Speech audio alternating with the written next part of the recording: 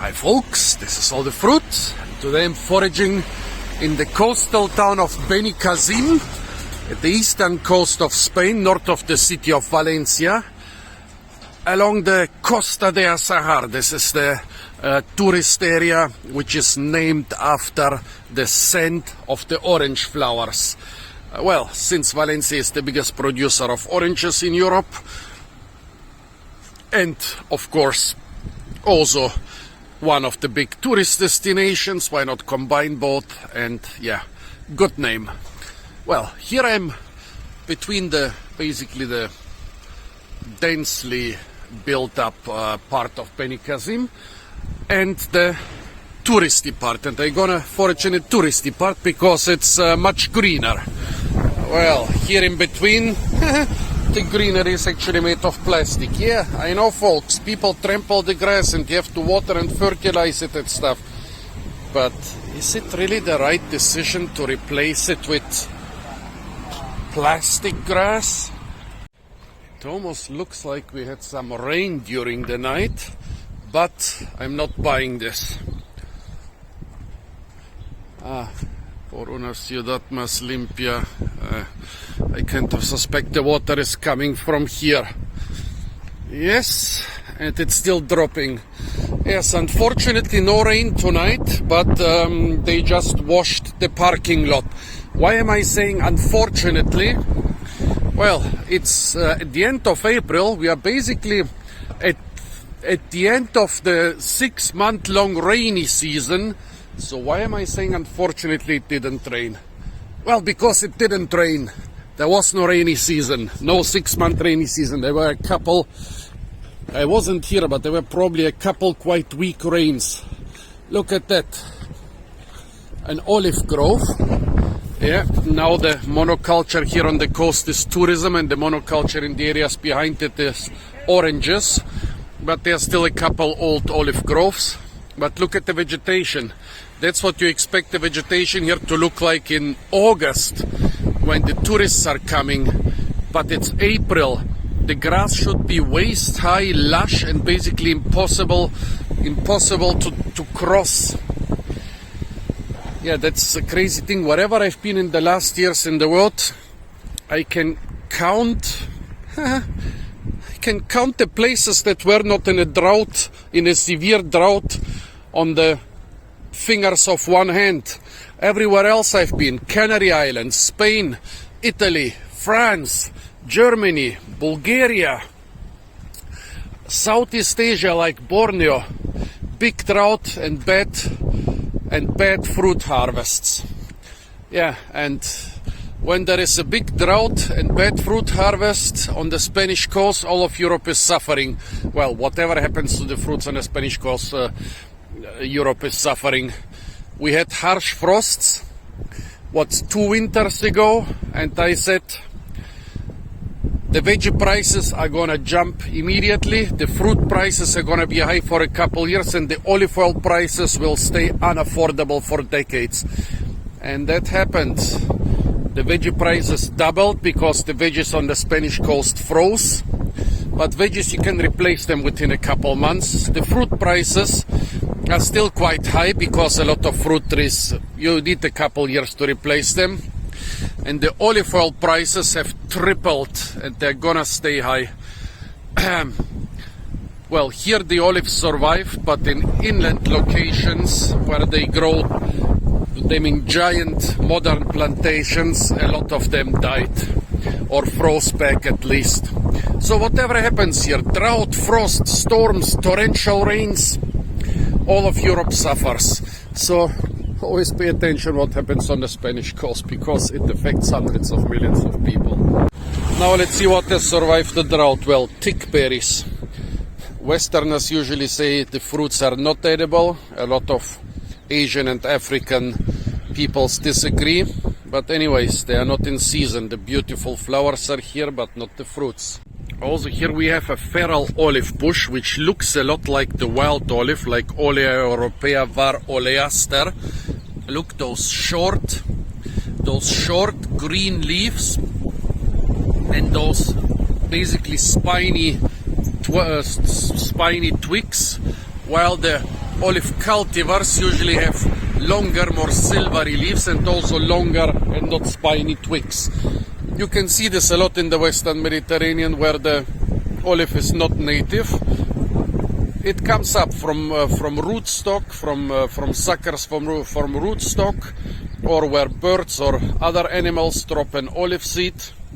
Olives are not true to seed, so they revert to a form that looks a lot like the original wild form.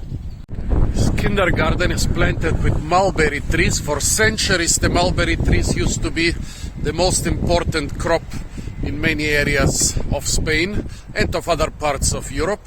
Not because people would eat the mulberries, they would feed the leaves to the silkworms, and the silkworms would then poop out silk, which is made into expensive clothes. This is quite a strange looking hackberry tree. It's like low and spreading instead of growing upwards, quite unusual. Here are the fruits. That's what the hackberry fruits look like normally here in April. But on some trees there is a second generation which basically ripens throughout the winter, and those will be ripe now. I just have to find a hackberry tree with such ripe fruits. Often on a tree there are the ripe winter fruits and also those unripe fruits which will ripen in early summer. Even in Germany in May I've been able to harvest some ripe hackberry fruits after very mild winters, and here I found a couple in other towns. I hope I'll find more. Here a feral mulberry. It's very interesting that on some of the feral mulberries you have those very lobed leaves, like basically like a fig leaf, even more lobed than most fig leaves. However, all the planted mulberries and also most of the feral mulberries have those almost entire leaves. So mulberries also don't seem to be really true to seed, but I really wonder where those very low mulberries come from. If you know, please tell me. In a more remote parking lot, a couple queen dates. Those are just starting to ripen.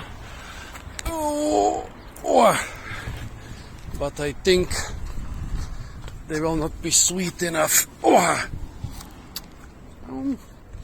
Acceptable, but not very sweet. Someone has set this one on fire. I totally hate such acts of vandalism.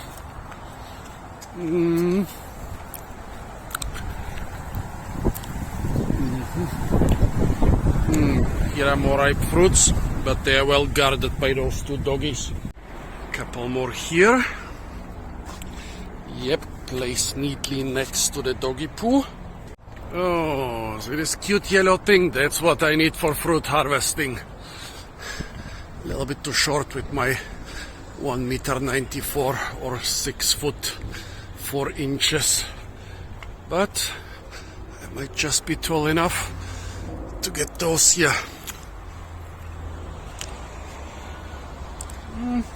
Yeah, a bit more sweet.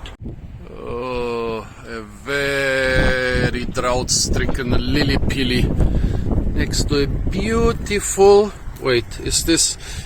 next to a beautiful plastic flower and some rosemary and some European dwarf palm, the only palm native to the dry hills here behind us and the only palm native to the European mainland, and by far the most northernmost palm in the world. Actually, when I look at those hills with those, well,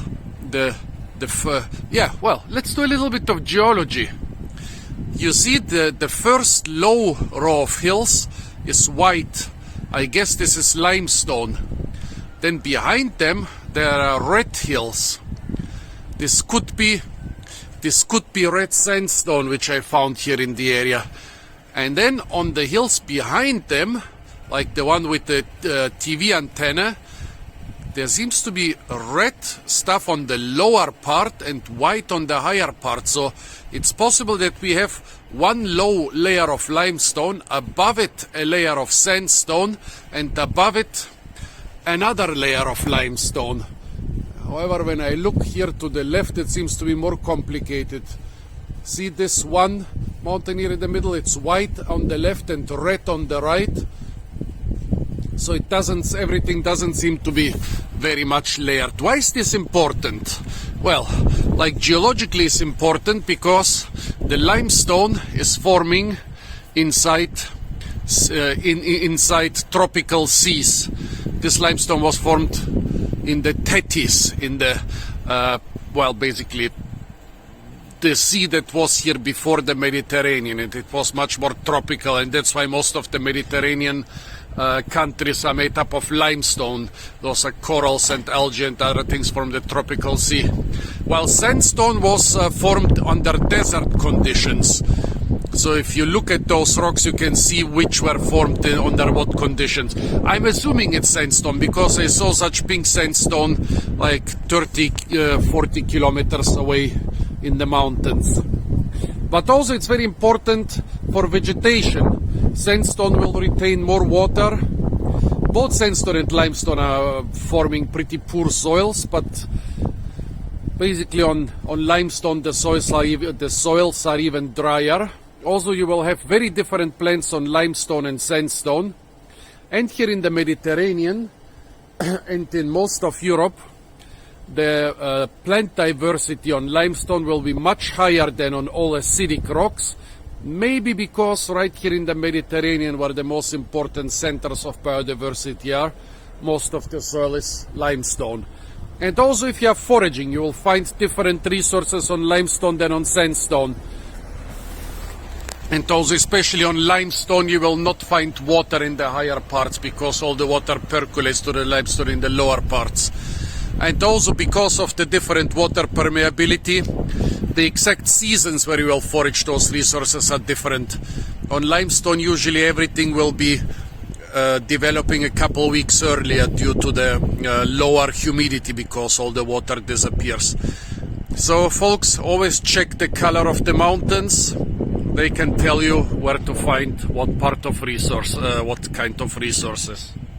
And when in a drought season like now, don't forage on the dry slopes. Right now, basically everywhere in the Mediterranean countryside, you should be able to find a lot of greens and flowers and other tasty resources. But no, not in this drought.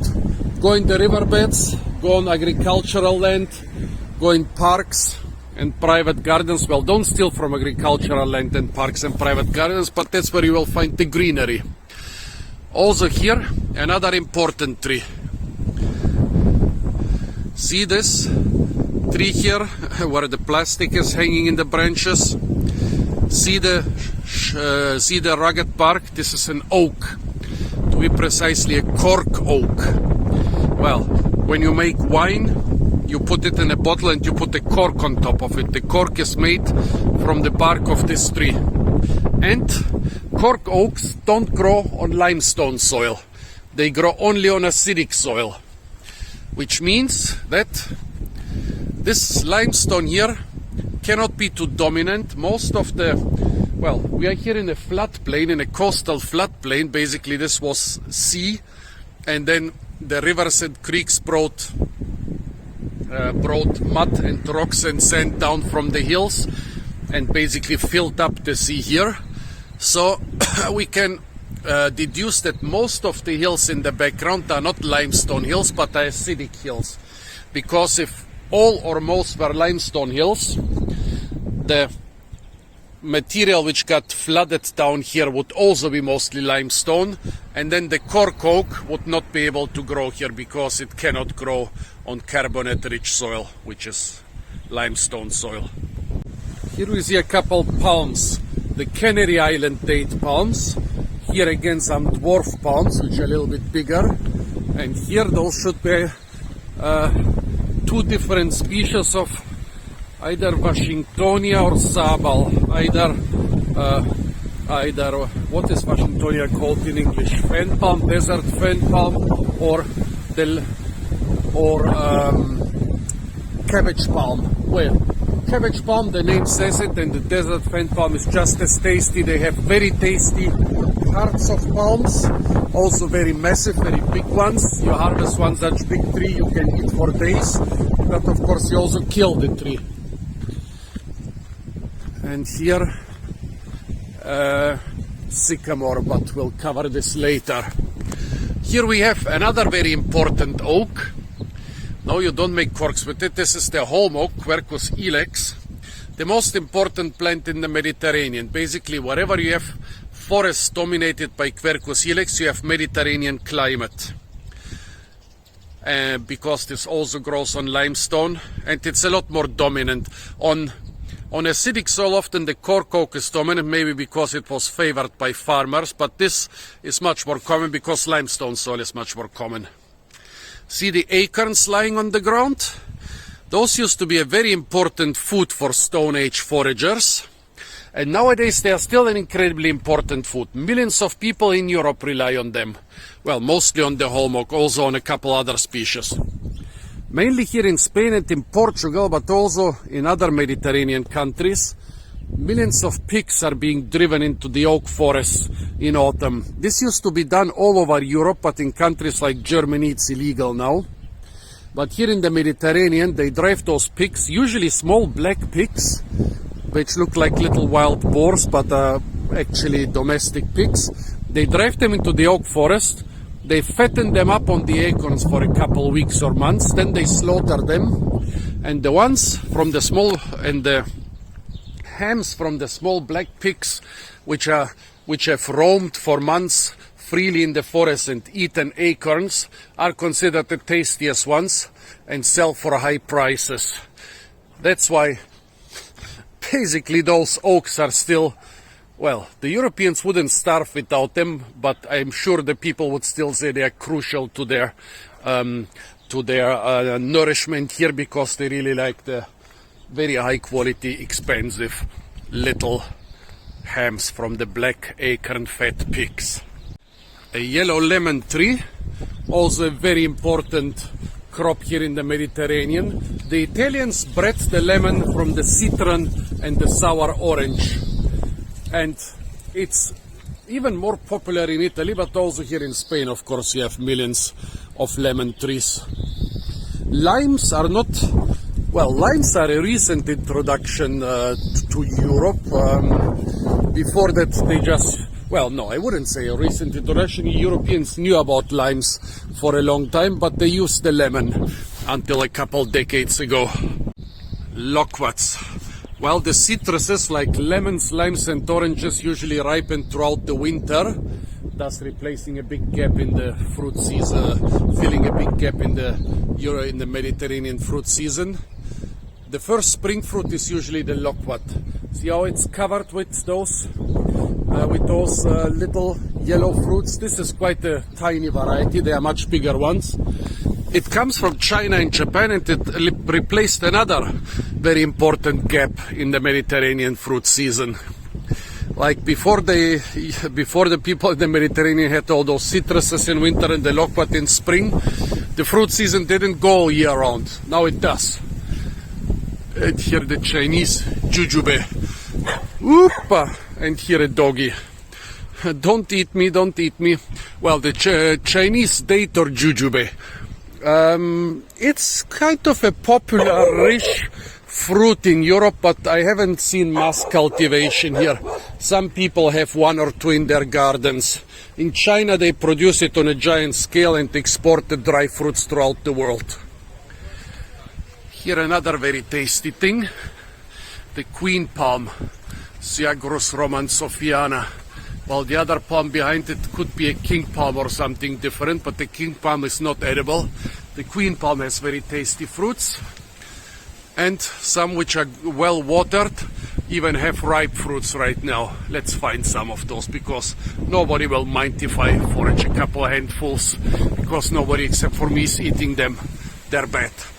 Also, do you see here a papaya plant, suffering from the winter cold and suffering from the drought, but still producing. Yeah, nowadays the Spanish coast even has locally produced papayas all year around. However, in winter and spring and even at other seasons, they don't look very beautiful. They look pretty beaten up because of winds, cold, drought and so on. But they are producing, yeah. Better having beaten up papayas beaten up locally produced papayas than not having beaten up locally produced papayas. Some wild mallow, it should still be lush and green, but it's already losing its leaves. However, the fruits or cheeselets were a very important famine food, and quite an important food for vegans and foragers. Now I already ate half of it. They look like traditional round cheeses, and here I ate half of the round cheese. A lot of people say they even taste like cheese. I don't get it, but they're edible, so I eat them.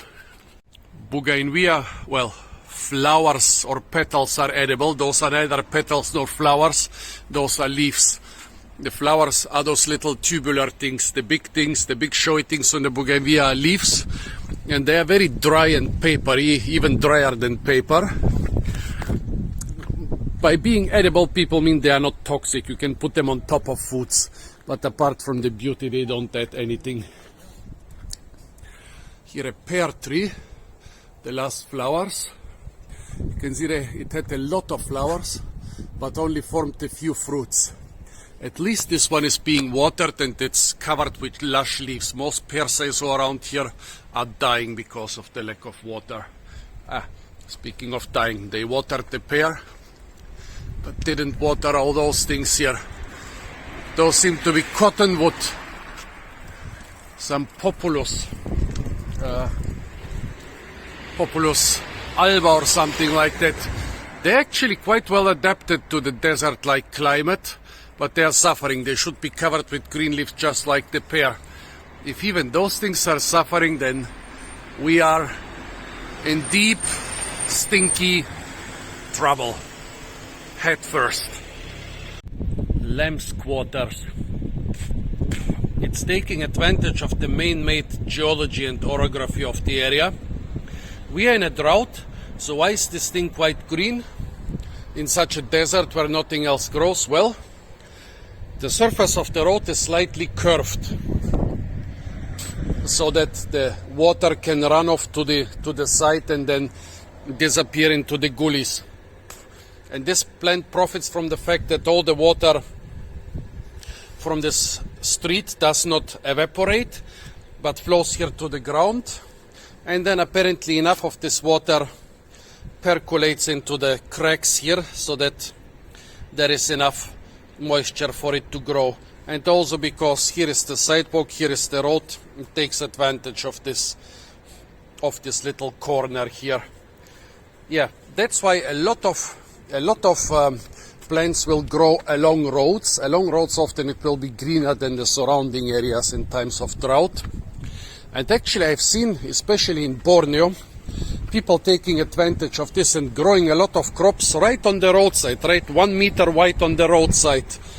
Yeah, they are quite polluted then, but they profit from water and probably also from fertilization by ground up car tires. This is the black stuff that usually covers everything along roads. Well, anyways, definitely in Borneo, a lot of people are taking advantage of this increased productivity on roadsides. Black locust, a strange variety with yellowish leaves I'm not familiar with. Every part of the black locust is poisonous, except for the flowers. The flowers are tasty and can be eaten in huge amounts.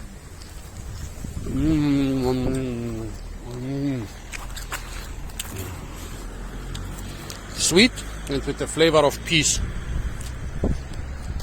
And here we have something else, Cotoneaster horizontalis. Even in Germany, a lot of those things will produce fruits all year round. And here, despite the drought, they are producing. My fruits are a bit cumbersome to collect because they are single on those branches. They taste like very boring apples, but if you have nothing else, especially in winter in temperate climates, a handful of those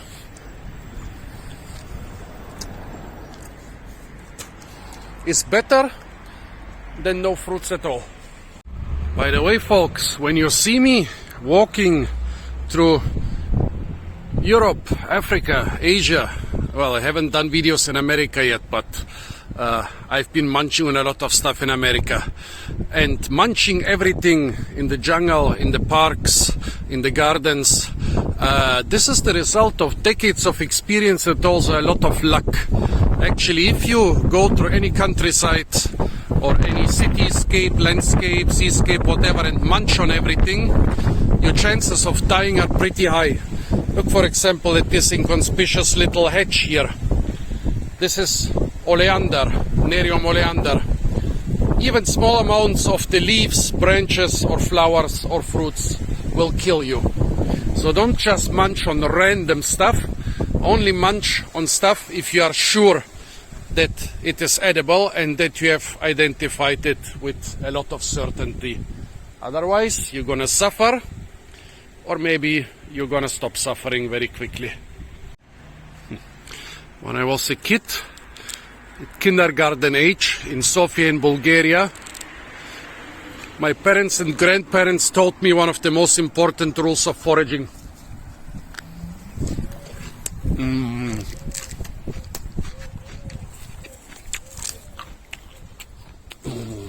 Always eat the white and purple acacia flowers. Never ever eat the yellow acacia flowers. Of course, they were not talking about acacia. In many European languages, the black locust and other fabaceae trees are called acacia. The black locust's white flowers are edible. The purple locust, or Robinia neomexicana, purple flowers are edible. But there are other woody fabaceae, like the Laburnum anagyroides, where every part, including the yellow flowers, will kill you in quite small amounts. So remember, folks, we're in temperate Europe or here on the coast.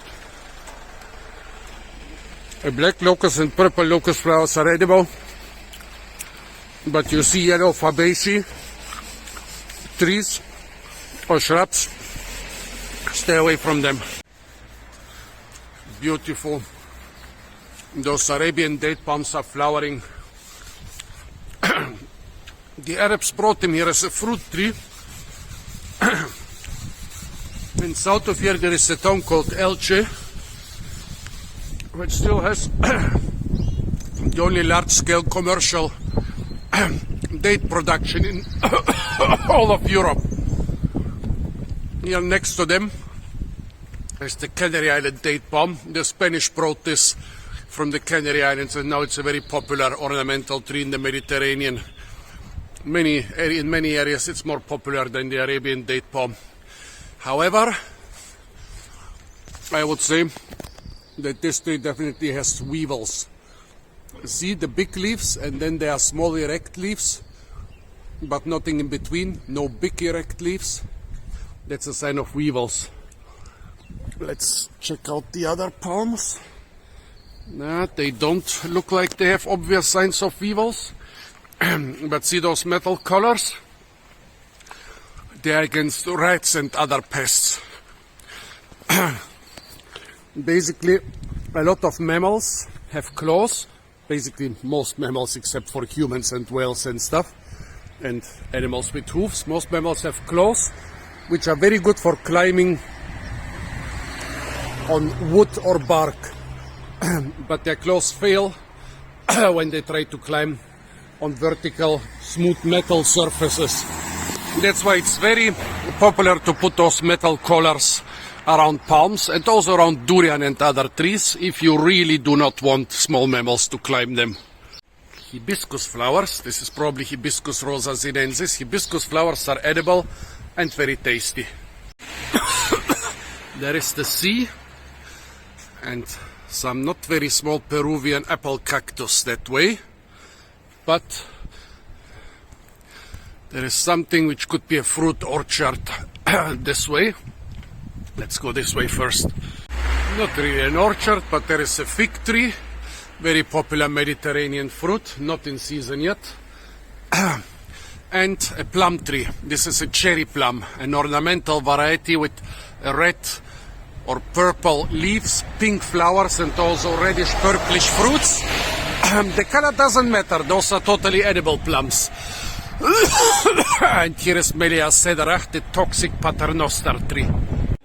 I hope to find a lot more really nice exotic subtropical fruits and other plants. However, despite the fact that I think more is possible here, basically they grow the standard Mediterranean stuff. Why is this? Well, my theory is that every country has a very mild area, and most people who want to grow those subtropical things, they basically try to move to this area. Like in Germany, it's the area around the Rhine, where I live. In France, it's the Mediterranean coast, mostly near the Italian border. In Italy, it's a lot of coasts, but even up to the north, to the French border. In Spain, it's mostly Andalusia, which has a milder climate than Valencia. So I think most big collectors and most nurseries which have exotic stuff are mostly in Andalusia, because around here, yeah, okay, I've seen a couple papayas. Those are a modern introduction, mangoes and avocados. Here, by the way, a Canary Island dragon tree. The fruits are edible, but it's hard to find a good one. I've seen a couple things here, but just a fraction of what you'll find in Andalusia, which is just a bit more mild than here. That's also why I'm happy that I made it to the coast, because, well, I've been in the coastal areas, basically usually 1 to 2 kilometers away from the sea for a week. That's the first time that I'm actually seeing the actual sea and going near the actual sea. Those tourist areas, of course, they have to sell, and one of the ways they do it is by creating kind of a fantasy landscape, a tropical looking fantasy landscape with all those palms which are not native to the area. So I hope that around here I might also find some more exotic fruits or ornamentals. What's up with this plastic grass? They sure love their plastic grass. Here they have real grass, and here they have plastic grass. And here they have big real grass surrounded by sheets of plastic grass. I mean, for now it looks nice. It looks nice and green. It is soft. You don't need to water it. Well, you need to water the other plants growing in between. You don't need to water it. Also, you need to cut it, because as you can see here at the edge, there are a lot of weeds, so you have to mow the lawn, you even have to mow the plastic lawn. But yeah, short term this looks like a good solution. But imagine the insane amount of microplastic this produces when decomposing through the constant sunshine and the constant abuse by people's feet. This is basically an industrial scale microplastic production area. Sand dunes are very important and biodiverse habitats, but well, the beaches are mostly being preserved in some way because tourists like to be on beaches. The sand dunes of the Mediterranean are largely being destroyed because tourists also like to sleep and stay very close to the beaches. Look at that, some tiny remnants of sand dunes here. There is a lot of stuff you can forage on sand dunes. However, I'm not an experienced sand dune forager. Let's see if I can find something interesting here. Well, there are a lot of interesting plants here. Sand dunes have a lot of unique and exciting flora. But I've forgotten most of the names because I mostly what is this? Not Crambe Maritima, but it's a type of mustard that grows on sand dunes. You can eat it. This is a type of Medicago. Not sure, but I think you can also eat it. Tamarisks are basically not edible, but in the desert of Sinai, the Jews, when they were starving, God sent them manna. Manna is the sugar-rich poo of little animals living on tamarisks and other plants. And actually in the area of Sinai where this biblical story takes, story is located, people even today collect manna from those tamarisk trees. So basically, God sent them what? Manna and quails. Of course, this is a great thing for God to do and save the Jews. Well, the Arabs might think otherwise, but it is kind of a miracle, but not a miracle like it's a miracle that those things were there at the time where the Jews were starving, but it's not that manna and quails are something unusual in that part of the desert. It's just that you cannot rely on them to be there all the time. So basically it was a very lucky miracle for the Jews that those things were there. But it's not that it happened only once. Even nowadays people in the area regularly collect manna from tamarisks. Okay, from the Bible to High Noon. Or Terminator. Remember in Terminator 2 when Arnie arrives and there are desert tumbleweeds everywhere around him, or in those old western movies the tumbleweeds going around? Here they are. Probably this is Salsola Kali. Yes, I'm pretty sure this is Salsola Kali. Here. Yeah, it is definitely a Salsola. A tumbleweed. In America it's also called the Russian thistle. Because just like Indian toilet paper in America, this is a plant that the Europeans brought with them. Yeah, you think Indian toilet paper, the Indians or Native Americans used it forever, and you think tumbleweeds were forever in the American desert? Nope, the European settlers brought them. In North America they're a big nuisance. Even now in the 21st centuries there are whole towns overrun with those things. They can grow to the size of a small shed.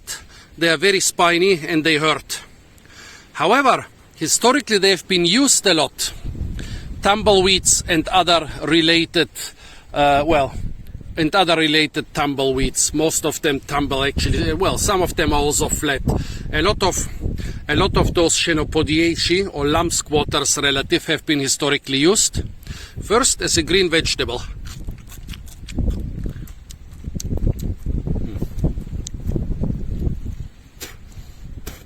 This one is not so tasty, and the most surprising thing is it's not even salty. Here near the sea it should be salty. But also those were collected on big piles and burned. And the ashes of those tumbleweeds are very rich in soda. You can use every type of ashes to produce soda and salt and stuff, but the ones of the tumbleweeds are most rich in soda and salt.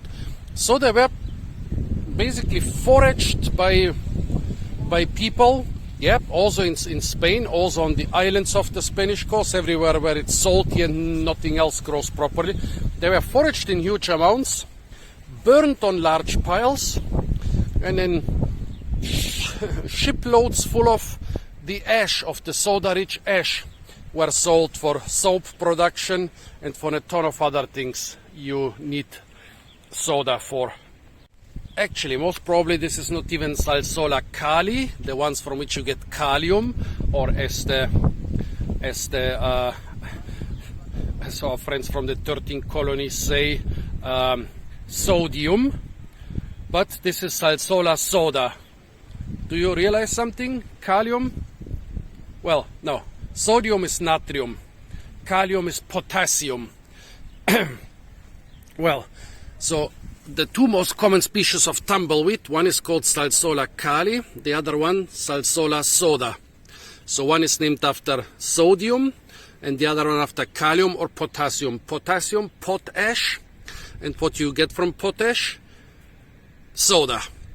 Basically both Both species are being used to produce potash slash soda slash to get sodium or potassium or natrium and kalium as the rest of the world knows them. Used to be very useful plants, but I think now this soda production has been replaced with other methods. A young black nightshade plant. Europeans think those are noxious weeds. Africans eat the bitter leaves as spinach, and mostly Asians eat the fruits as a fruit slash vegetable. Very useful plant, but and also in parts of Canada and Alaska it's being grown as a berry shrub or berry weed, but for the Europeans it's mostly just a troublesome weed. More tumbleweeds, but since there was quite a big drought, they were not able to produce big round plant bodies. They are still, well, those are not tumbling anywhere except at very strong winds. Oh well, let's try the mustard instead. Yeah, succulent and mustardy. Tell me the name. I used to know it, but forgot it. But it's quite nice. It's mustardy and the leaves are very thick and succulent, especially when fresh. Quite a nice vegetable. In moderation. It's a mustard, not a lettuce. Ficus elastica, the rubber fig. It very rarely produces fruits and they are usually of inferior quality. But if you find the sap in the right consistency, you get a nice, albeit tasteless chewing gum. It's basically like chewing on a rubber, on an air balloon or on those little rubbers you use to wrap vegetable to bind vegetables together. It produces quite a loud sound. It is kind of funny and squishy. It's just more or less absolutely tasteless, but it's not bad. Yeah, try it. Chew on a rubber. Dandelions are edible. However, this is definitely not the same species as in temperate Germany. Also here Sonchus with those slightly more whitish dandelion flowers is edible. Here those seem to be wild carrots. The Mediterranean coast has some giant subspecies and species of wild carrots. However, who is this? D. Raphael Gill. He's very popular with the doggies because I can smell the dog pee everywhere around here. Well, let's continue. The doggies have fertilized the stuff quite well. I thought this is chickweed, but it's a relative of chickweed. I forgot the name of this one. I've published on this, and not published it in a compilation paper. I've published a paper on this species and still I forgot the name of this thing. Well, shepherd's purse. This is another mustard. It is also edible.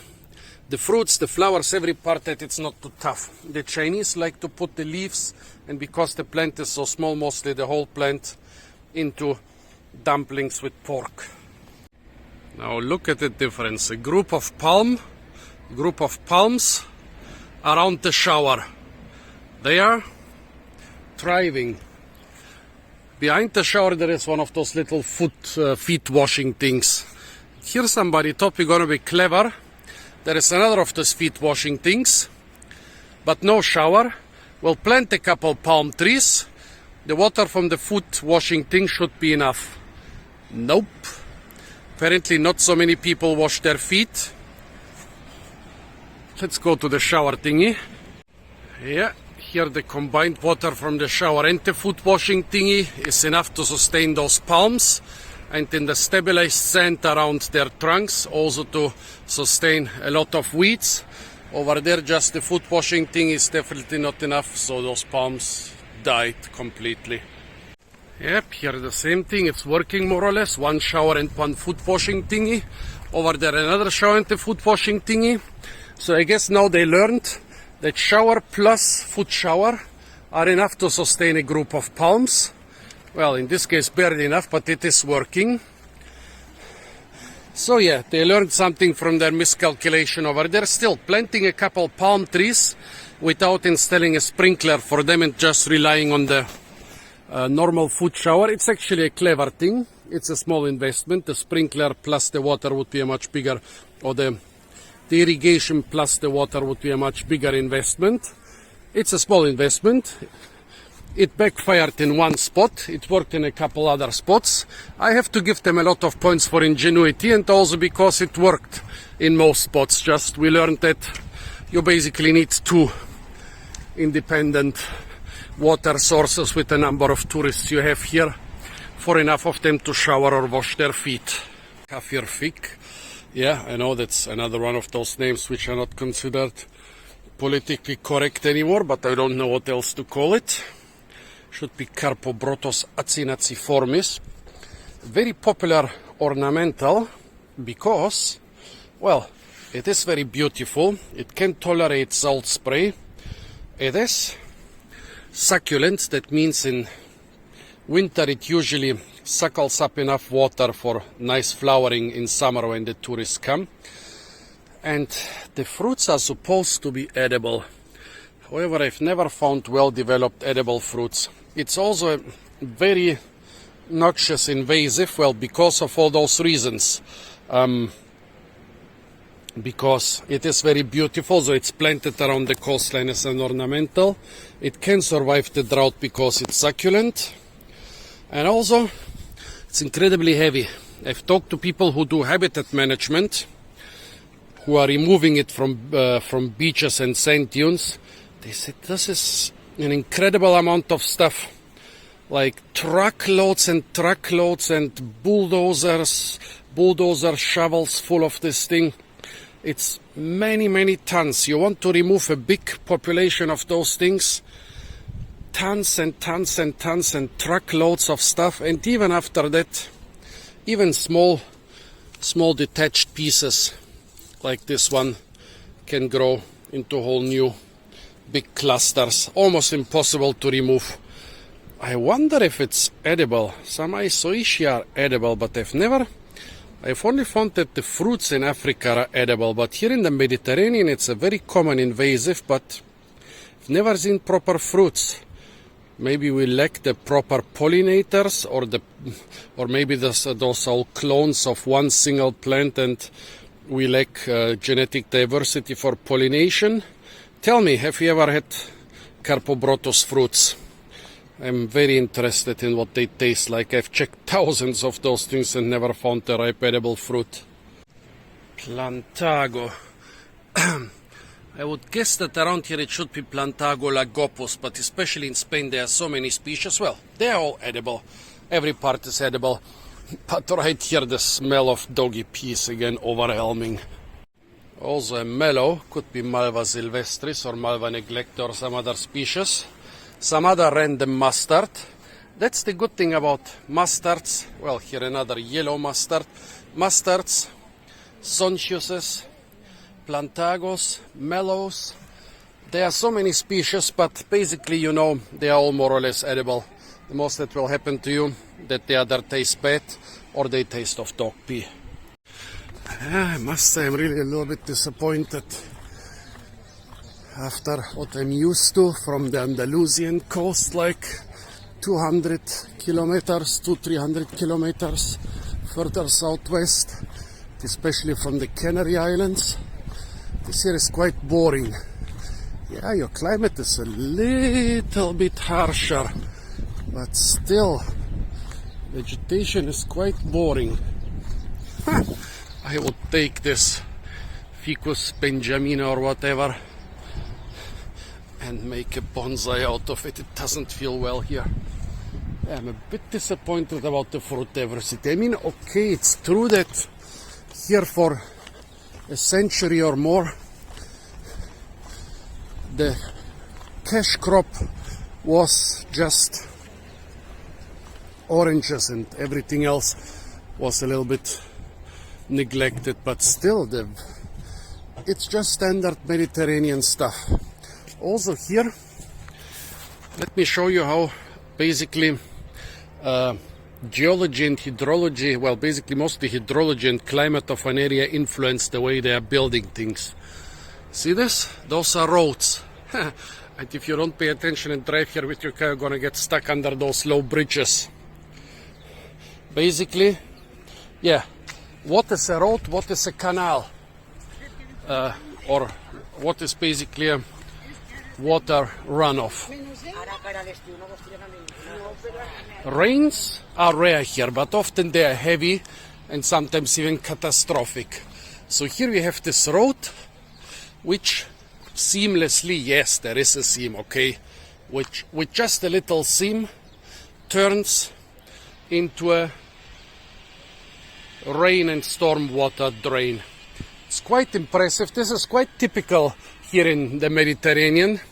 Especially in Italy, I've seen a lot of like pedestrian crossings under coastal roads and railroads which are in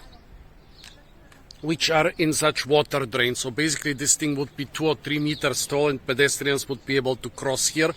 And this here would be a road with heavy traffic or a railroad. Because basically the rains come in winter when the locals know not to go in during a rain. And in summer when the tourists come, there are no rains. So in winter such things are used for rains, and in summer they are used for tourists. Double purpose. Super clever. Wood sorrel. I guess this is Oxalis pescapri, but I cannot be sure. There are no flowers and the plants are tiny. Sorrels are all edible, but don't overdo it on it. And wood sorrels are not closely related to the other sorrels, which are related to the docks. Neither are wood sorrels related to clover, they just look similar. Be careful with all sorrels, they contain oxalic acid. You can eat a couple leaves, but don't overdo it. Some wild barley, Hordeum murinum or some other species. Those are close relatives of the cultivated barley. But I've never heard about anybody collecting the seeds. I've tried a couple times. They are so small and so hard to extract that it's basically not worth the trouble. Tell me if you know if somewhere in the world wild barleys are being foraged for food. See the different pines around here? Some of them are not even pines. This Araucaria is called a pine, but it's a different genus, Araucaria. Pines are pinus. See those here? Pinus, what should this be? Pinus brutia, or maybe Alepensis. I was confused them, which is a pity because they're the 2 most common species. But then look at this signature pine with the flat crown. When those things are young, the crown is basically circular. It's like a ball, like a compact ball. When they grow older, it is becoming an umbrella. This has almost finished the transition from a ball to an umbrella. Very important plant for foragers. This is the domestic pine or stone pine. For thousands of years this has been an imported staple in the Mediterranean. Well, here we see a very small and pretty old cone. The cones can get much bigger, but even in that size they would have been foraged. You take the cone and you extract, come on, the tasty pine nuts. This one is tiny, can be several times the size, but it's tasty and edible, although, well, this one could be good. Nope, moldy inside. Well, pine nuts, the funny thing is that in many parts of the world, pines, or in other places, Araucarias are important staple. Araucarias are mostly an important staple in Australia and South America, but in North America, in many parts of Asia, in the Mediterranean, in Siberia, in the Alps, there are so many areas where people rely quite a lot on one pine species, usually with big seeds, easy to harvest cones, and plentiful harvests. You could theoretically also eat the cones of those Pinus brutia, but well, you could eat the seeds. You can also eat the cones of pines, but now let's talk about the seeds. But they are so small, you would expend a lot more energy collecting them than you would get from them. Also here, they have those metal collars. Why? I would rather expect those on the palms, not so much on the pinuses. So they don't want some small mammal, rats, squirrels or ferrets or something else to climb up there. It could be to prevent them from using the, metal collars and bristles. Double trouble. It could be in order to prevent them to access the resource of the pine seeds. It could also to prevent them, well, to jump on the roofs and terraces of the houses, but around this there are no roofs or terraces. Or it could also be in order to stop them from raiding birds' nests up there. I wonder which one it is. I've very rarely seen those collars on pine trees. Usually you see them on palm trees in the Mediterranean and the Canary Islands, and on durian trees in Southeast Asia. But on pine trees, that's rare. Tell me why you think the collars are here. One problem is also that I'm coming here in a very non-fruity time. Basically, those Arabian date palms, they could drop a lot of really good loot here. The Canary Island date palms drop much less good quality fruits. Actually, some of them will be ripe soon, but the Arabian ones are flowering now. It will take a very long time. Also the Washingtonia and cabbage palms, a lot of them have tasty fruits. Well, right now, yeah, pity. In the agricultural areas there are a lot of abandoned plots with oranges and loquats you can forage, and I hope to be able to forage queen palm fruits here, but I haven't seen a single ripe tree. Also, if you wonder how bad the drought is, see the pine forests on the hill there? It's April, as I said, supposedly the end of the rainy season. See how many of those pines are yellow or brown? I assume it's not the best, but I think you can see them. A lot of them will die, and the rest of those yellow ones, they will only survive in single branches and single parts of the tree. Those pines have been here for decades, probably planted somewhere in the 60s. And now, even now, it's obvious that about 20% of them will die. And remember, we are at the end of the supposedly rainy season. The dry season, the hot, dry summer starts now. We cannot expect rain for the next 8 months. And after that, even if we expect it, it might not materialize. So already now 20% of this forest are lost in this year. Yeah, how much will remain? How much will survive to next winter and to hopefully the next rainy season?